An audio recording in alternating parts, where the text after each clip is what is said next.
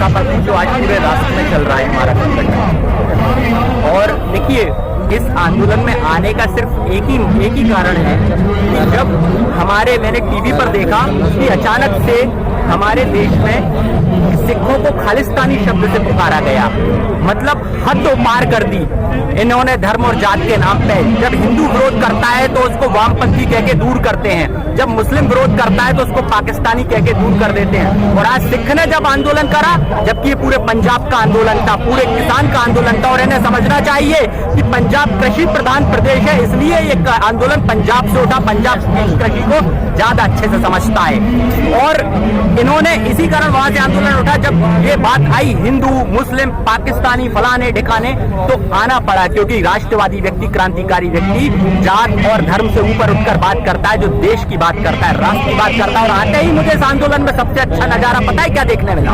वो ये देखने मिला कि एक सच्चे भारत की तस्वीर इस आंदोलन में है। आप चाहें तो देख सकते हैं, यहाँ पर बिना जात धर्म मजहब को देखे बिना हर व्यक्ति एक दूसरे की सेवा कर रहा है, एक दूसरे का सहयोग कर रहा है, प्यार से बात कर रहा है। यही अमन चैन का माहौल तो पूरे देश में चाहते हैं। अगर इस आंदोलन का विस्तार पूरे देश में हो जाए तो मुझे लगता है देश बड़ा खूबसूरत हो जाएगा हमारा।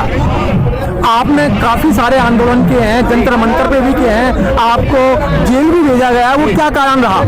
देखिए, मैं बताता हूँ, मेरे मध्य प्रदेश में जब मैंने आंदोलन शुरू किया शिवराज जी के खिलाफ, तो क्या है कि एक कॉन्सेप्ट बन गया है भाजपा लोगों के दिमाग में कि भाजपा जो है वो हिंदूवादियों का संगठन है और हिंदुओं को लीड करती है, जो ये है ये ही हिंदू है, बाकी कोई हिंदू नहीं है। जबकि हकीकत बात ये है कि जब जब सरकारी नीतियों का विरोध जिसने किया है वो वामपंथियों ने ही किया है। आजादी के पहले अगर देश को आजादी दिलाई है तो वो वामपंथियों ने दिलाई है।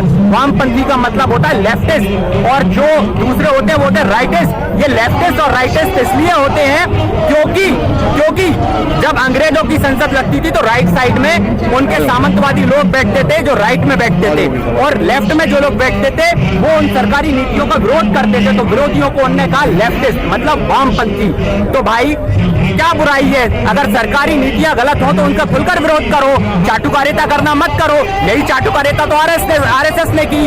आरएसएस को मैं बताऊं, आजादी के पहले राष्ट्रीय स्वयंसेवक संघ नहीं कहा जाता था, राज्य सुरक्षा समिति कहा जाता था। और राज्य सुरक्षा समिति का काम था क्रांतिकारियों की मुखबिरी करना।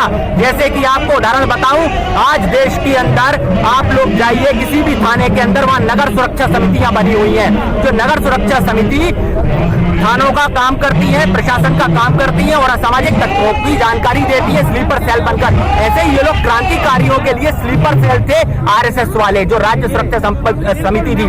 देखिए, इनको बाकायदा परेड भी सिखाई गई, ढोल ढपले बजाना भी सिखाए गए, डंडा भी दिया गया और हाफ निकर भी दिया गया।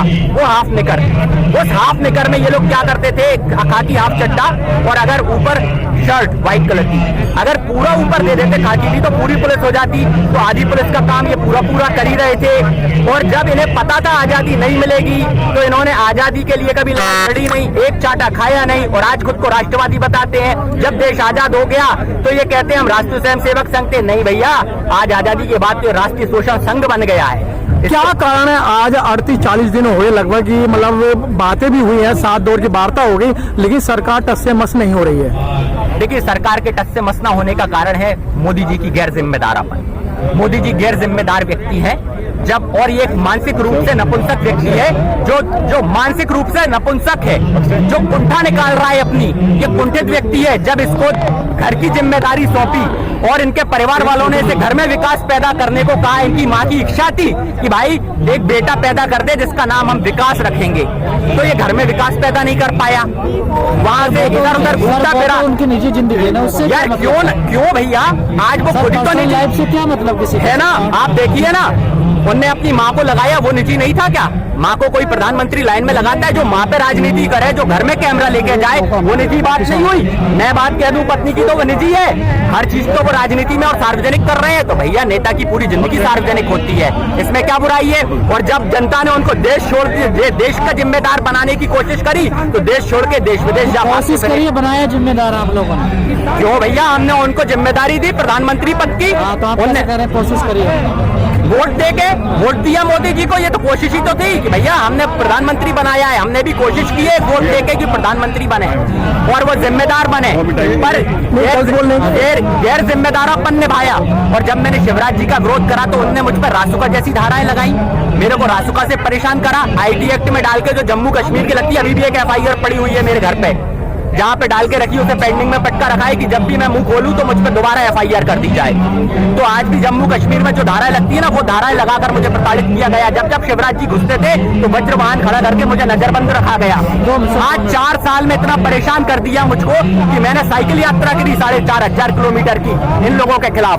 तब एक वीडियो वायरल हो गया था जिससे मुझे पहचान मिल गई, अन्यथा तो मैं भी किसी गर्त में होता। नहीं, सरकारें आती है सर, पावर का इस्तेमाल तो हर कोई सरकार करती है, ये कोई नया थोड़ा ही कर रही है सर।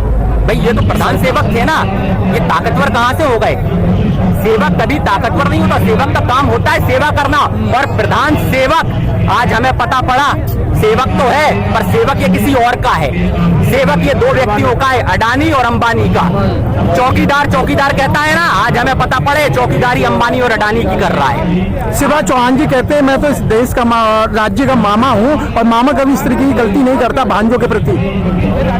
ये भांजा आपके सामने नहीं दिख रहा? अगर गलत नहीं किया होता तो ये भांजा इस आंदोलन में क्यों आता? मामा इतना बड़ा बहरूपिया है कि उसने क्या कहते हैं हमारे विदिशा क्षेत्र में 67 बीघा जमीन में गौशाला बनाने की बात कही थी, आज तक गौशाला नहीं बनी। मामा की बात कर रहे हैं आप। 4 बार आता है मध्य प्रदेश विदिशा क्षेत्र में, लेकिन विदिशा का विकास नहीं हुआ। आपको गौशाला चाहिए, स्कूल चाहिए? किसको? स्कूल चाहिए। ये तो उनने कहा, गौशाला बनाने की बात मैंने तो नहीं कहा उनसे कि बना दो यहाँ पे गौशाला। वो तो धर्म की राजनीति वो लोग कर रहे हैं ना, धर्म के पाखंडी है, जबकि धर्म असली होता है त्याग और बलिदान और सेवा करना। ये त्याग और बलिदान सेवा इस आंदोलन में दिख रहा है, ये शिवराज जी और मोदी जी में नहीं दिख रहा मुझे त्याग और बलिदान। फिर भी लोग परेशान है उनको, क्योंकि कोई भी हिंदू उनका विरोध करने से इसलिए डरता है कि वो कहीं हिंदू विरोधी ना हो जाए, लोग उसको हिंदू विरोधी ना कहने लगे। तो हर कोई झूठे हिंदूवादिता के चक्कर में उनका साथ दे रहा है आज। और आज इस आंदोलन के माध्यम से आप लोग आग खोल रहे हैं, कोई गोदी मीडिया। मोहन भागवत का एक बयान आया, उन्होंने कहा कोई भी हिंदू राष्ट्र विरोधी नहीं हो सकता। अब ये तो फंसाने का तरीका है। राष्ट्र विरोधी वो, इसका मतलब ये है कि कोई भी आप ऐसे आंदोलनों में भागी मत लीजिए। और किसको हिंदू कह रहे हैं? हिंदू जो शब्द का प्रयोग किया गया है ना, वो मैं आपको बता देता हूँ। मोहम्मद बिन कासिम ने 712 ईस्वी में जब आक्रमण करा था, भारत में पहली बार दाहिरा राजा ब्राह्मण को हराया था, उस समय उसने आते ही हिंद महासागर पार करते ये कहा, हमने हिंदुस्तान जीत लिया। आप हिंदुस्तान को जरा जोर से बोलिए, हिंदुस्तान। आज भी हिंदुस्तान निकलता है तो हिंदुस्तान तो गुलामी का शब्द है साहब। ये देश तो भारतवर्ष था, सनातन सभ्यता थी, हिंदू धर्म तो कोई धर्म ही नहीं होता। ये तो हिंदू तो इन लोगों ने लगाया। अभी अगर आप हिंदू के नाम पे बांटना शुरू करें तो मैं बता दूं, हिंदू में सब है और सनातन धर्मियों में 3 कौम रह जाएंगी, बाकी सब अलग हो जाएंगी। तो ये पकड़ने के चक्कर में अपने वोट बैंक के लिए लोगों को बांधे रखे हिंदू नाम से। अब रास्ता क्या निकलेगा? सरकार तो मजबूत स्थिति में नजर आ रही है। सरकार अहंकारी है, इसलिए अहंकार है उनको। उन्हें ये लगता है कि उन्हें सत्ता से कोई नहीं हटा सकता। लेकिन ये भी याद कर ले मोदी जी कि रावण ने जब सीता मैया को हरा तो उसका अहंकार उसको कहाँ ले गया। सर ये काल्पनिक चीज है ना, रियल स्थिति में नहीं हो रहा। चुनाव अब भी जीत रही है बीजेपी, आप क्या बात कर रहे हैं? हैदराबाद में बैलेट पेपर से चुनाव हुआ, राजस्थान में बैलेट पेपर से चुनाव हुआ, जम्मू कश्मीर में बैलेट पेपर से चुनाव हुआ। फिर समर्थ को नहीं दोष गोसाई, हम तो अब ये कहेंगे कि जहाँ समर्था है, जहाँ पे ताकत है, वहाँ आदमी सब कर लेगा। आज पैसे से कौन नहीं बिक रहा है? आज लोगों के कैसे लड़ोगे? देखो मैं बता दूं आपको, बता दूं मैं आपको। हाँ नहीं कर दे दीजिए। क्रांतिकारी पथ जो होता है वो उन्हें नहीं पता क्या होता है। और हम क्रांतिकारी आदमी हैं।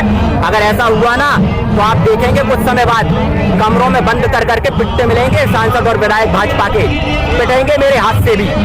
ये मैं अपने आपके चैनल के माध्यम से कह रहा हूँ, बंद करके इनकी पिटाइयाँ होंगी तब इन्हें समझ में आएगा। मतलब हिंसा का रास्ता अपनाओगे? जो भैया कम्युनिस्ट विचारधारा, आप क्या चाहते हैं कि हम जुल्म सहते रहें?